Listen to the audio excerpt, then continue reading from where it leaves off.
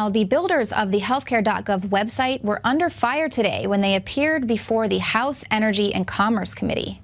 So once again, here we have my Republican colleagues trying to scare everybody. Will the gentleman yield? No, I will not yield to this monkey court or whatever this thing is. This is not a monkey court. Do whatever you want. Those insurance plans are being canceled, and they're being told they have to buy insurance through a website that doesn't work. There are thousands of websites that carry far more traffic. So I think that's really kind of a lame excuse. Amazon and eBay don't crash the week before Christmas. Ms. Campbell, who are the best and brightest that have been invited by the White House to fix this problem? I don't have individuals by name. The senior vice president of CGI Federal said that another contractor was responsible for the technology that allowed users to create new accounts, and that's what's caused the initial bottleneck issues on the site. In her prepared testimony, Campbell said, now more and more users have been able to proceed to the exchange and enroll in qualified insurance plans.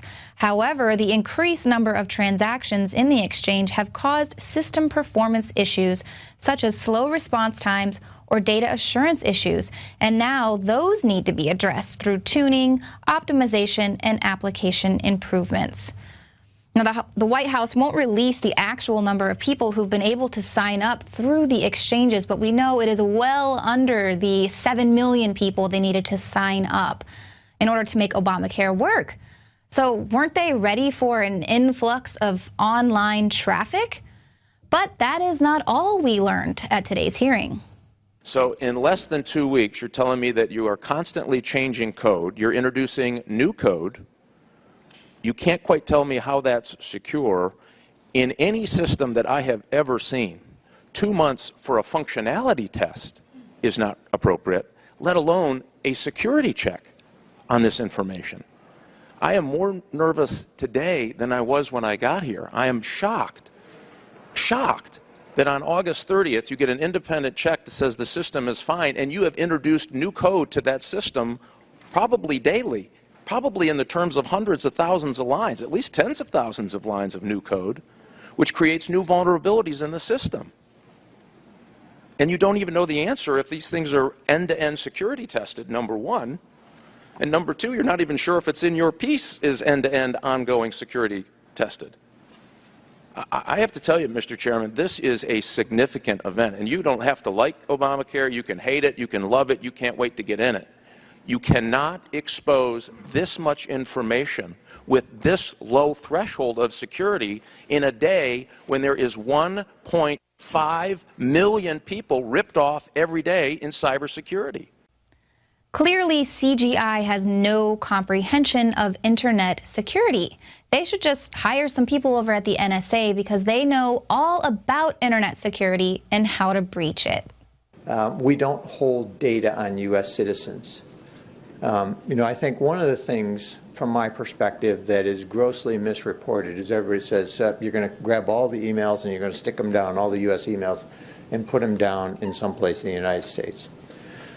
One, we don't do that. I believe it is in the nation's best interest to put all the phone records into a lockbox that we could search when the nation needs to do it, yes.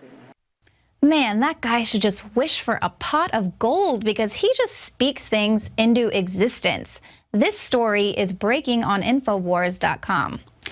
The CIA-funded software company manages the private data for healthcare.gov. That's right. In-Q-Tel, the CIA's venture capital firm, invested heavily in Socrata, the software company who provides data collection and management for healthcare.gov and Medicare.gov. Through a press release, Socrata announced that the two entities will work together to further develop Socrata's data consumerization platform for internal business analysts and data-rich organizations. They added that users of Socrata's technologies can transform raw data from multiple sources into more sophisticated and useful resources. In other words, Socrata will work with the CIA and other intelligence agencies to transform raw data into a format that's easily utilized and accessible to the intelligence community. Healthcare.gov captures the personal data provided during the Obamacare enrollment process for this spy grid database. Does the NSA collect any type of data at all on millions or hundreds of millions of Americans? No, sir. It does not. Not wittingly. There are cases where they could inadvertently, perhaps, collect, but not wittingly. All right. Nope, nope. They definitely spy on Americans. And what is certain to aggravate our foreign allies even further, they're spying on them as well. A confidential memo that's leaked by Edward Snowden reveals that the NSA monitored calls of 35 world leaders after a U.S. official handed over his contacts.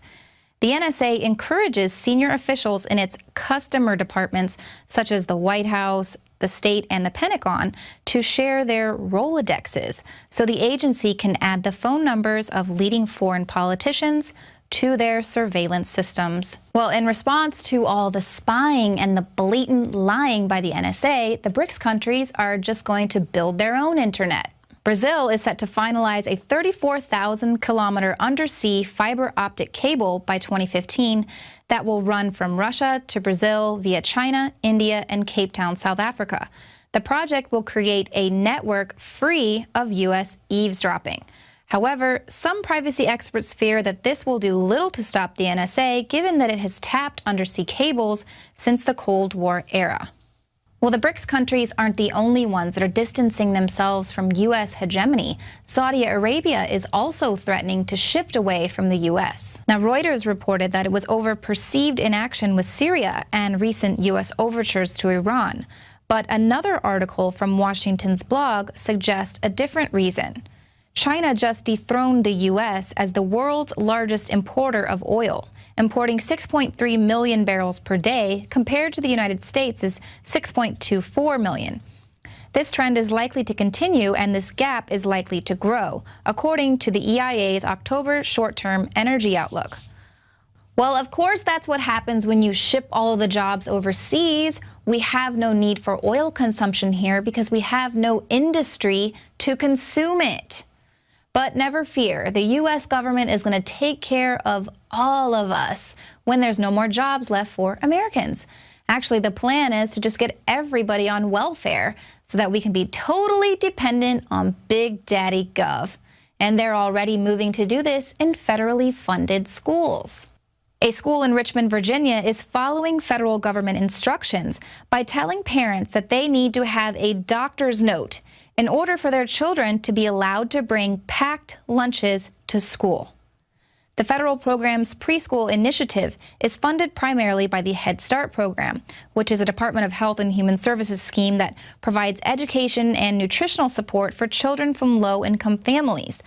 So under federal programs preschool, underprivileged children are provided with government-backed breakfast, lunch, and a snack, which includes ice cream and nachos during PE.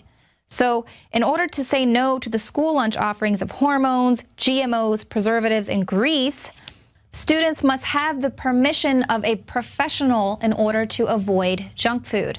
A parent's good judgment is not sufficient. So if you still do not get it, that total control is the plan of the New World Order, listen to this ominous warning from Thomas Jefferson.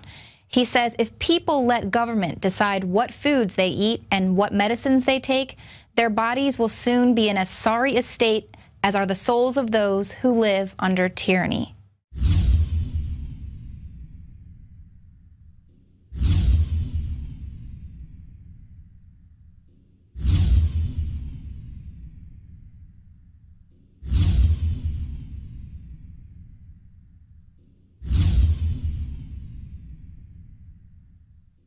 Why is nascent iodine so important?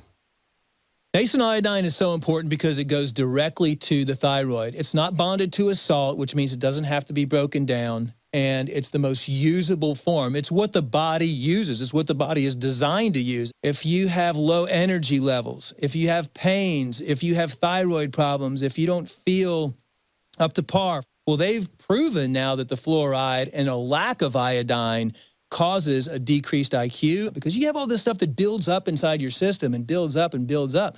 And that's why some people, when they start taking iodine, will have what's called a Herxheimer reaction or a detoxification reaction. But that's a good sign. That means you're detoxifying all that fluoride buildup, the mercury buildup in there, the bromine buildup in your system, and the chlorine buildup in your system. You don't want those things. All of those things have been proven as carcinogens.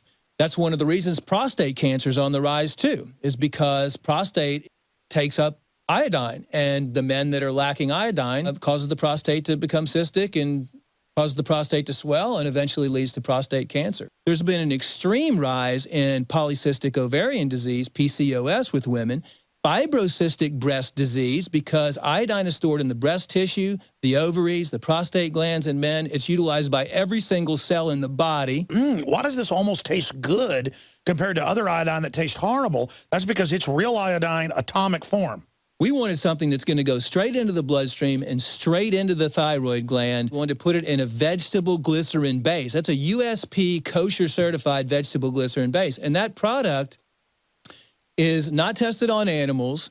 It's vegan friendly. It's gluten free. It's GMO free. Of all the things I've done, Nascent Iodine was just absolutely amazing. So we developed with Dr. Group a double strength, low price, InfoWarsLife.com Survival Shield, the Atomic Nascent Iodine, available right now.